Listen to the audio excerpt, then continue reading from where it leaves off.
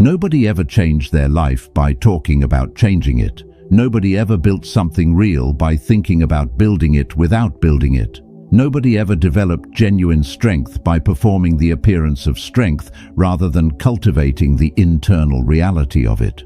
And yet most people spend the majority of their mental and verbal energy doing exactly those things, talking about what they are going to do, thinking in circles about the same problems without ever arriving at the clarity that genuine focused thinking produces.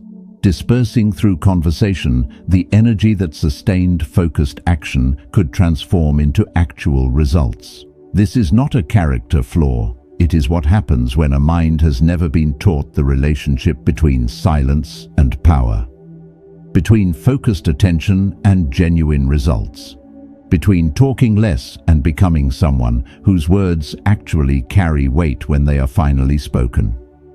Because here is the truth that most people discover too late. The mind that thinks constantly is not a sharp mind, it is an exhausted one. The person who talks the most in every room is not the most powerful person in it. They are the most scattered. And the life built on the foundation of constant mental noise and constant verbal output is not a strong life. It is a depleted one, always producing, never accumulating, always moving, never arriving, always engaged, never genuinely focused. And the difference between that life and the one that becomes possible when thinking becomes more intentional and talking becomes more deliberate and focus becomes the primary discipline is not small.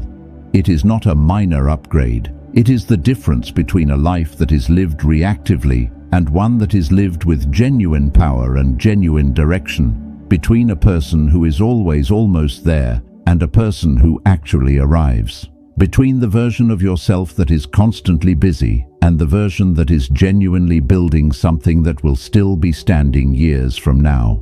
3 things. Think less, talk less, focus more. This conversation is about understanding why those 3 things matter as much as they do, about what actually happens in the mind and in the life when those 3 shifts are made genuinely and consistently, and about the specific and practical ways those shifts can be built into the actual structure of the daily life you are living right now. If you are ready to live with genuine power and genuine direction, drop this in the comments right now. I think, I speak, I focus. 1. The thinking that never stops is not thinking, it is noise. There is a difference between genuine thinking and mental noise, and most people have never clearly examined which one they are actually doing most of the time. Genuine thinking is purposeful. It has a starting point, a direction, and an end point. It takes a specific problem or question and engages with it deliberately until something useful emerges. A decision, a clarity, an understanding that was not there before the thinking began. Genuine thinking produces something real that can be acted on, something that moves a situation forward or resolves a question or reveals the next step that was previously unclear. Mental noise is entirely different. Mental noise is the constant background hum of a mind that has never been taught to stop. The replaying of conversations that ended days ago and cannot be changed, regardless of how many times they are reviewed. The rehearsing of conversations that have not happened yet and may never happen in the form being rehearsed. The cycling through the same worries without ever arriving at anything new. The comparison of where you are to where you thought you would be. The planning that never becomes doing because the planning is more comfortable than the risk that doing requires. All of this feels like thinking because it involves the mind. It has the sensation of mental activity.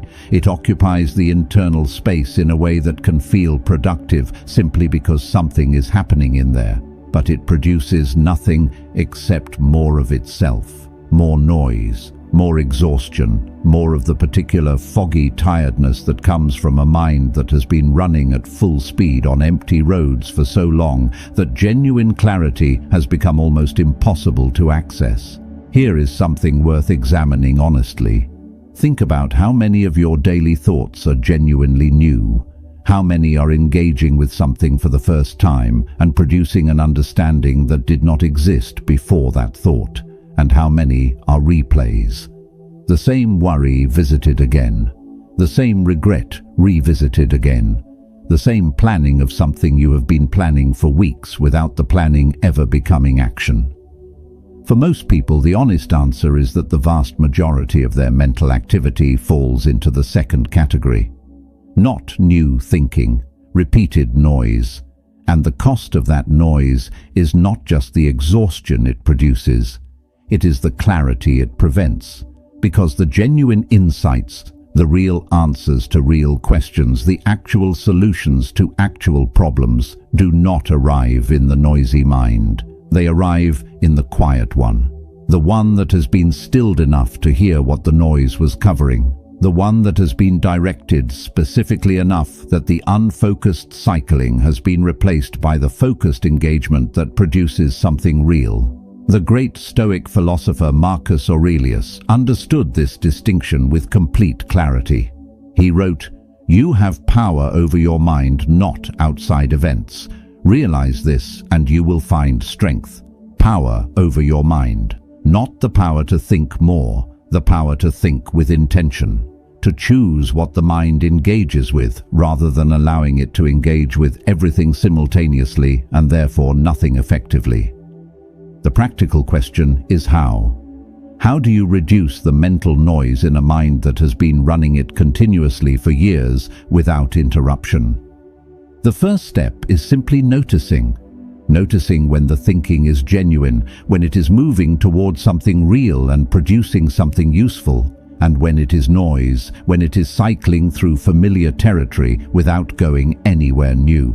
That noticing creates a small but real distance between you and the noise, the distance from which a choice becomes possible, the choice to continue the noise or to redirect the mind to something worth engaging with, a specific task, a genuine question, the actual work waiting for the attention the cycling is currently consuming. That redirection, practiced consistently over time, changes the quality of the mind.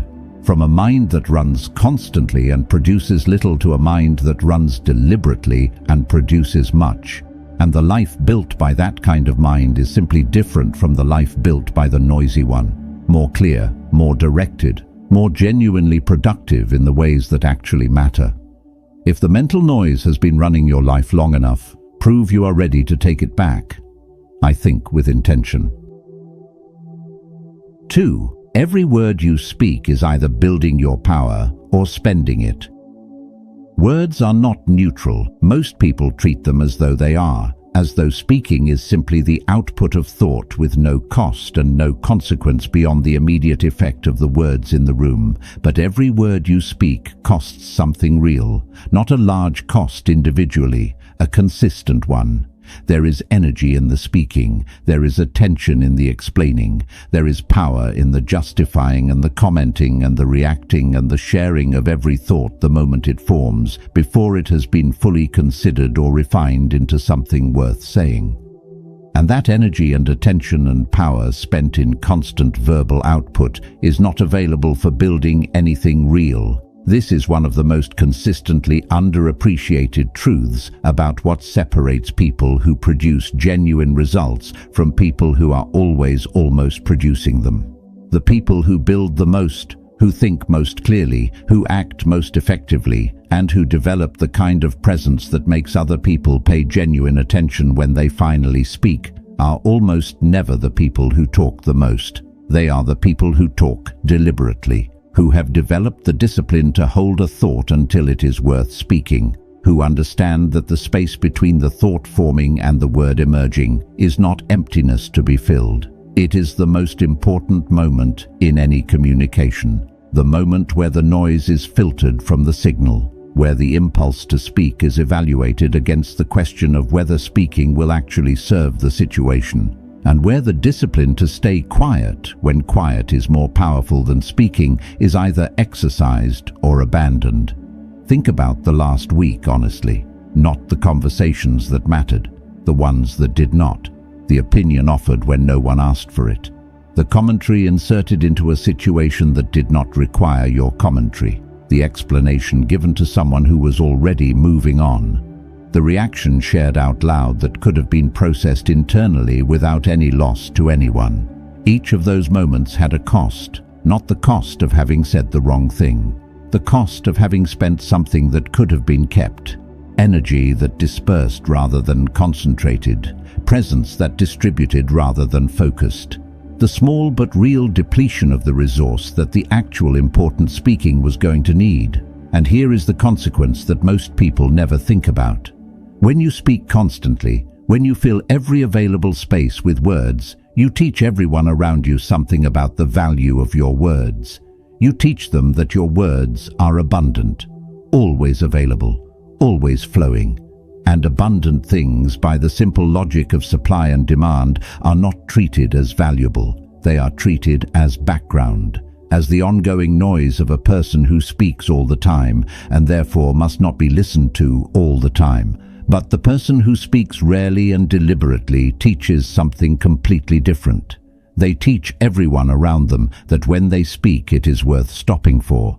That the words coming from this particular person in this particular moment were chosen rather than merely produced. And that chosen words from someone who typically stays quiet carry a weight that the constant talker's words never achieve, regardless of their content. Epictetus said, "We have 2 ears and 1 mouth so that we can listen twice as much as we speak." 2 ears, 1 mouth. Not as a biological accident, but as a design specification for how human engagement with the world is meant to work. Twice as much receiving as producing. Twice as much listening and observing and taking in as commenting and explaining and broadcasting. Practice that ratio honestly for 1 week and notice what changes. In the quality of your understanding, in the weight your words carry when you do speak, in the energy available for the things that actually require it. If you are ready to make every word count, write this below and mean it. I speak with purpose. 3. The scattered mind cannot build anything that lasts. Focus is not a productivity technique. It is not something you apply to your to-do list to get through it faster. It is the fundamental architecture of anything worth building. Without it, effort produces activity, not results. Time passes, but nothing accumulates into the kind of genuine capability and genuine strength that a meaningful life requires as its foundation. The scattered mind, the one that moves constantly between tasks and inputs and conversations and worries without ever staying anywhere long enough to actually go deep, is not an effective mind. It is a busy one.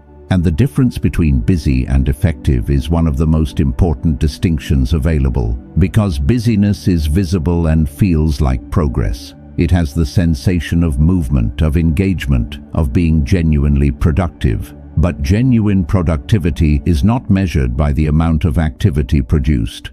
It is measured by the depth of the results that activity creates. And depth requires something that constant switching destroys before it can form. Sustained attention, the particular quality of engagement that stays with something long enough to move from the surface of it to the interior, from the obvious to the nuanced, from the initial understanding to the deeper understanding that is built on top of it through continued focused engagement. That depth is what changes things, in work, in relationships, in the development of genuine skill and genuine knowledge and genuine understanding of anything that actually matters. And it is entirely inaccessible to the scattered mind. Not because the scattered mind is less intelligent, but because intelligence without focus is like a powerful engine without direction. It produces energy but not progress, motion but not movement toward anything specific. Think about anything you have ever become genuinely excellent at. Not adequate, not competent, genuinely excellent. That excellence did not develop through occasional scattered engagement with the subject. It developed through the accumulated investment of focused attention over time. Through the repeated experience of staying with something past the point where it was comfortable to stay with it, past the point where the mind wanted to switch to something easier. Past the point where the surface of the thing had been examined and the actual work of going deeper was beginning. That depth is only available on the other side of staying, and staying requires focus. The deliberate and sometimes genuinely difficult choice to keep the attention on the one thing rather than following the pull of the next available distraction. Seneca wrote, "To be everywhere is to be nowhere. To be everywhere is to be nowhere. And nowhere is exactly where the scattered mind lives. Present in every task partially. Present in every relationship partially. Present in every moment partially. And partial presence produces partial results in everything it touches. Not the best version of the work. Not the best version of the relationship. Not the best version of the thinking that the situation required. But whatever partial version was produced by the mind that was divided among too many things to give its full capacity to any of them." The shift from scattered to focus does not require a complete reorganization of your life. It requires the daily practice of choosing one thing and staying with it. Not forever. For a defined and protected period where the attention is genuinely on one thing and the pull to switch is genuinely resisted. Start with 20 minutes. One task, full attention, nothing else competing, and notice what happens in the quality of what gets produced in those 20 minutes compared to the fragmented hours that surrounded them. The difference will tell you everything you need to know about what focus actually does. If you are done letting your scattered mind run your life, lock this in the comments. I focus. I build. 4. Silence is where your strongest self lives.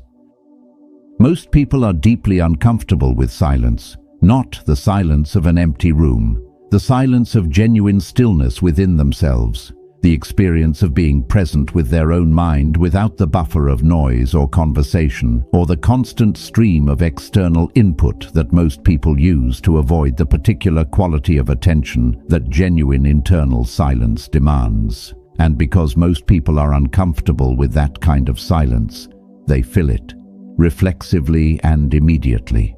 With talking, with scrolling, with the television left on in an empty room, with content playing in the background of activities that should be experienced in quiet, with anything that prevents the silence from becoming full enough to actually be felt.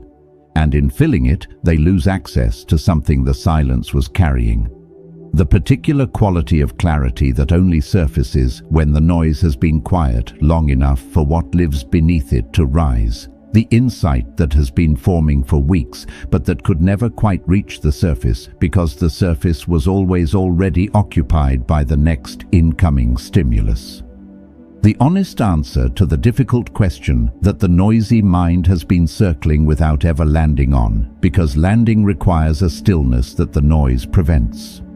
The genuine knowing about what the right next step actually is, available the entire time, waiting patiently beneath the constant stream of thought and input and reaction, accessible only to the mind that has become quiet enough to hear it. Marcus Aurelius wrote, "Never be in a hurry. Do everything quietly and in a calm spirit. Do not lose your inner peace for anything whatsoever, even if your whole world seems upset. Do everything quietly and in a calm spirit. Not everything efficiently, not everything quickly, quietly." From the particular quality of inner state that silence builds and that constant noise systematically destroys. He wrote this while governing an empire, while managing wars and political crises and the kind of relentless external pressure that would consume most people entirely. And still he returned to the principle of quietness. Not because his circumstances allowed for it, because he understood that the quality of everything he did was determined by the quality of the inner state from which it came. And the inner state that produced his best decisions, his clearest thinking, his most effective leadership was built in the silence. In the daily practice of becoming still enough to hear what the noise was drowning out.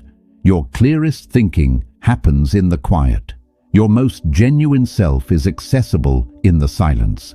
The answers you have been looking for in the noise are waiting for you in the stillness. And the practice of accessing that stillness regularly, of protecting genuine silence in the structure of your days, does not produce passivity. It produces a quality of inner clarity that the noisy mind simply cannot generate, which means it produces better decisions, better actions, better words when the words finally come, because they are coming from somewhere real rather than from the reactive surface of a mind that was never given the stillness to go deeper. If you are ready to stop filling the silence and start listening to what it has been trying to tell you, claim this: silence is my strength. 5. The person who listens more than they speak knows more than everyone in the room. There is a specific kind of intelligence that talking prevents and genuine listening builds. Not the intelligence that produces impressive answers quickly. The intelligence that understands situations accurately before responding to them. That knows what is actually happening rather than what appears to be happening. That reads the room not by scanning for opportunities to speak, but by genuinely absorbing what the room is communicating. Most people are not doing this when they appear to be listening. They are in a state of strategic waiting, tracking the conversation just enough to know when the next gap will appear where they can insert what they were already planning to say before the other person finished speaking. Processing at the level of when to respond rather than at the level of what is genuinely being communicated. And from that position, vast amounts of real information go entirely unheard. The actual concern beneath the stated position, the genuine question hiding inside the surface question, the emotion driving the behavior that would explain everything if it were heard, the opportunity embedded in what appeared to be a complaint, the real dynamic of the room that is only visible to someone paying genuine attention to it. All of this is available to the genuine listener. None of it reaches the person who is waiting for their turn to speak. Before we go further, listen carefully. You are listening to the original voice of Psychoresto. If you heard this same content on any other channel, including Stoic Direction, you are watching stolen work. Epictetus said, "It is impossible for a man to learn what he thinks he already knows." The person who is talking is confirming what they already know, extending it outward, sharing it, broadcasting it, but not adding to it. The person who is genuinely listening is receiving what they do not yet know, building a more accurate and more complete understanding of whatever situation they are in. And that more accurate understanding, accumulated through the consistent practice of genuine listening over time, produces a quality of judgment that the constant talker never develops. Because the constant talker is always operating on partial information, always responding to what they assumed the situation required before they genuinely understood what the situation actually required. And that assumption, however intelligent it is not as reliable as understanding built through real listening. The most effective people in any field, whether it is business or relationships or leadership or any other domain where genuine results matter, are consistently and observably better listeners than the people who are struggling in the same field. Not because listening is the only variable, but because genuine listening gives them information that the others are missing. Information about what is actually needed, what is actually happening, what the right response to this specific situation actually is, rather than what the general principle would suggest without the specific understanding that listening produces. Talk less this week, not as a discipline imposed from outside, as an experiment in what becomes visible when the talking stops and the genuine receiving begins. What do you learn in conversations when you stop planning your response and start actually hearing what is being said? What do you notice in rooms when you are observing rather than performing? What do you understand about people and situations when your attention is on receiving rather than broadcasting? The answers to those questions will change how you engage with everything. If you are ready to become the most informed person in the room by saying the least, write this below. I listen, I learn. 6. Overthinking is not preparation. It is fear wearing the costume of caution. Most of the thinking that never stops is not thinking. It is fear operating under a convincing disguise. The disguise is responsibility. It presents itself as the reasonable caution of a person who takes things seriously, as the mature consideration of someone who understands the stakes and is being appropriately thorough before acting, as the diligence of a person who wants to get it right rather than rushing in without sufficient preparation. And the disguise is convincing enough that most people never examine what is actually underneath it. What is underneath it is the simple and uncomfortable truth that the overthinking is a strategy for not acting, for remaining in the relative safety of the mental space where the thing has not yet been attempted and therefore cannot yet have failed, where the version in your head is still perfect because it has not yet been tested against reality, where the identity of someone who is going to do this impressive thing is still intact because the doing of it has not yet begun, and therefore the outcome is still unknown. Every hour in the overthinking is an hour not in the doing, and every hour not in the doing is an hour falling further behind the version of yourself who simply started, who began before it felt completely ready, who trusted their existing capability enough to act before every possible scenario had been imagined and planned for, and who is now ahead not because they were more talented, but because they were earlier, because they closed the gap between the intention and the beginning sooner, because they understood that the doing teaches what the thinking about doing never could, not theoretically, in the specific and irreplaceable way that contact with reality teaches. The lesson that the plan does not account for this particular friction. The discovery that this specific aspect of the work is harder than expected. The revelation that this other aspect is much easier. All of this is only available through the doing. None of it is available through more thinking about the doing. Marcus Aurelius wrote, "Do not waste the rest of your time here worrying about other people unless it affects the common good. It will keep you from doing anything useful." From doing anything useful, the overthinking keeps you from doing anything useful. Not because it is useless to think, because overthinking is not actually thinking. It is the performance of thinking in service of not acting, and the way out of it is not to think your way to certainty, because certainty is not available before the action, it is only available through it. The way out is the decision to act before the thinking feels complete. To trust that what you know right now is sufficient to begin.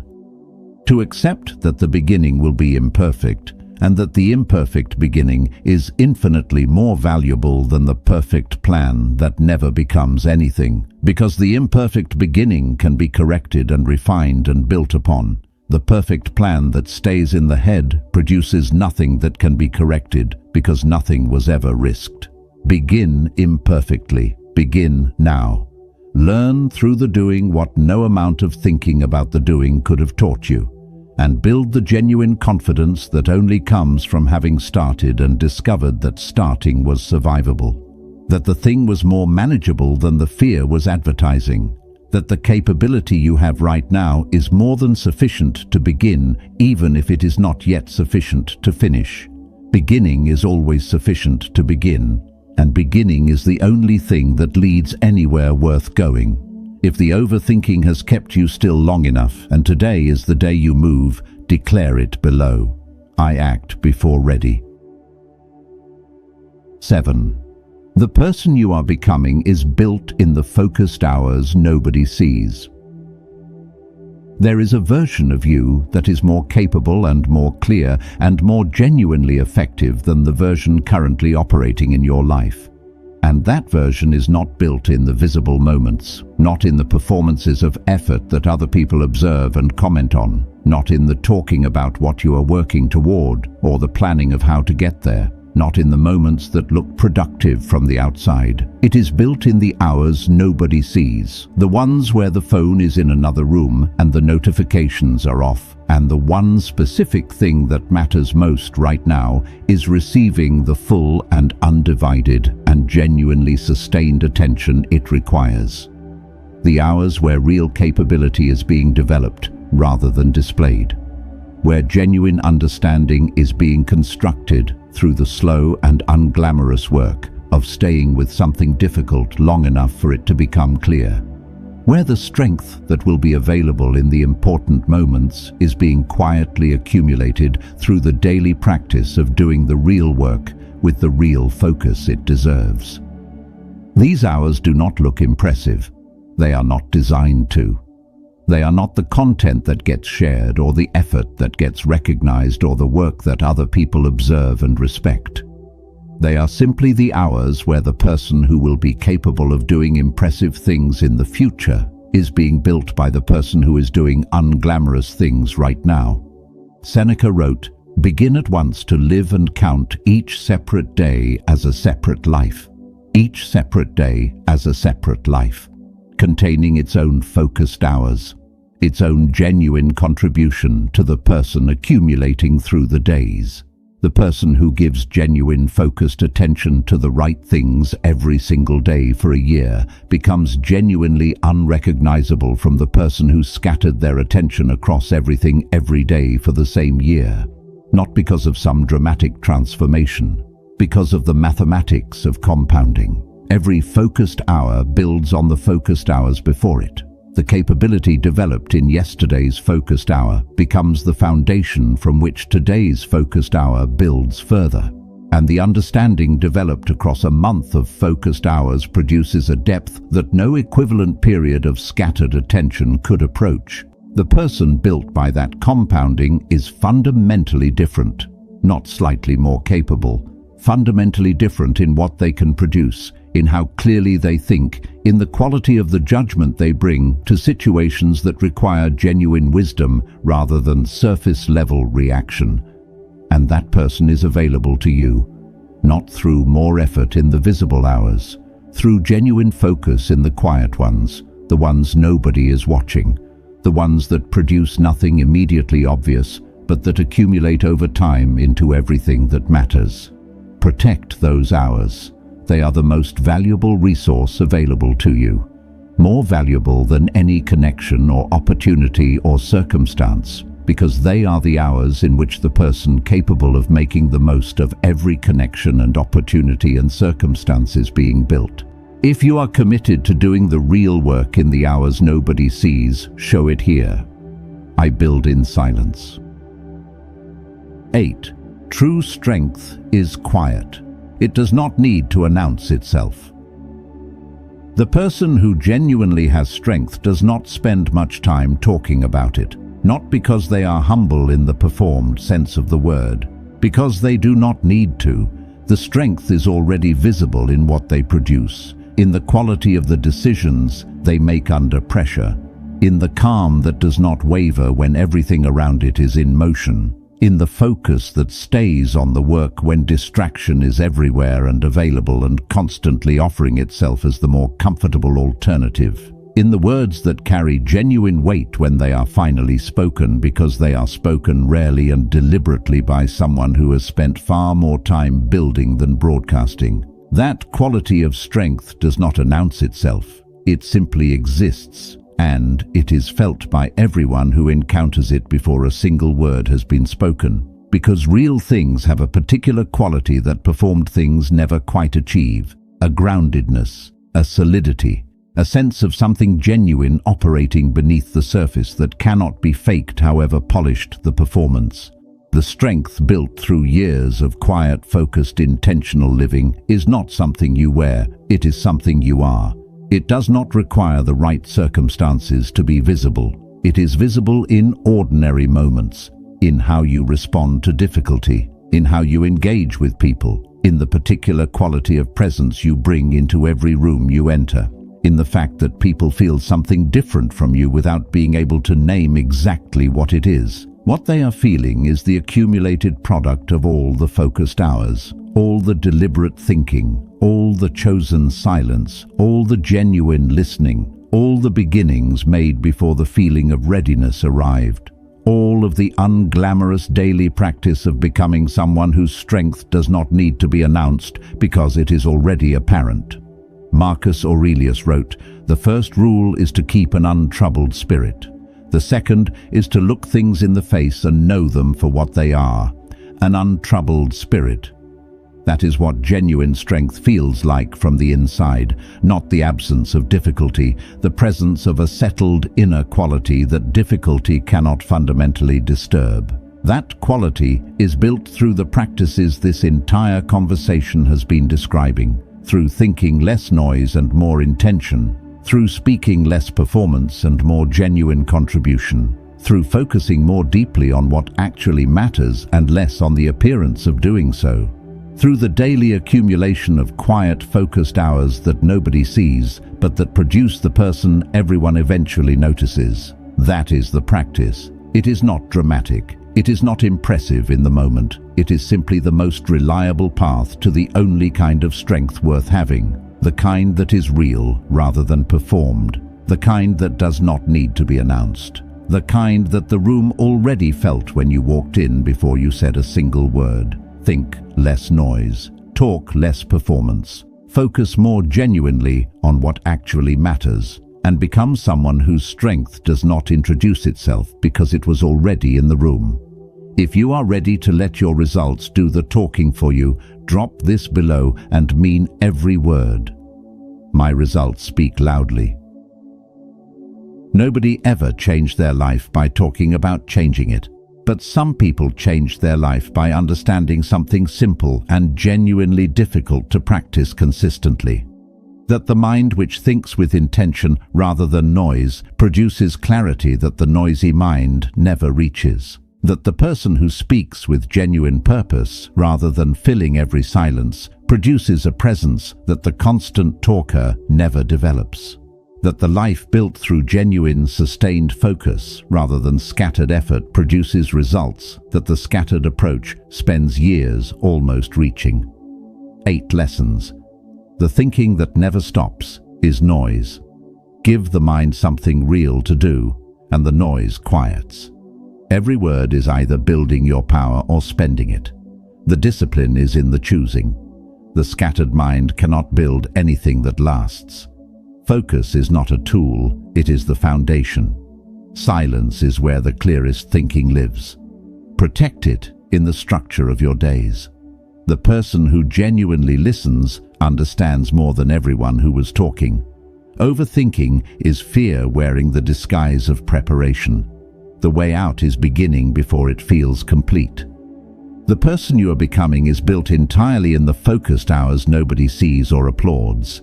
And true strength is quiet. It is felt before it is heard. It does not introduce itself. It simply is. 3 things. Think less. Talk less. Focus more. Not as a reduction of who you are, as the activation of who you actually are beneath all the noise that has been covering it. The most capable and the most clear and the most genuinely powerful version of you is not the loudest version, it is the most focused one, the one built in the quiet hours through the intentional thinking and the deliberate speaking and the sustained attention on what actually matters. Build that version. Starting in the next quiet hour available to you, which might be right now. And if this found you at exactly the right moment, leave the only thing that matters right now. Less noise, more focus.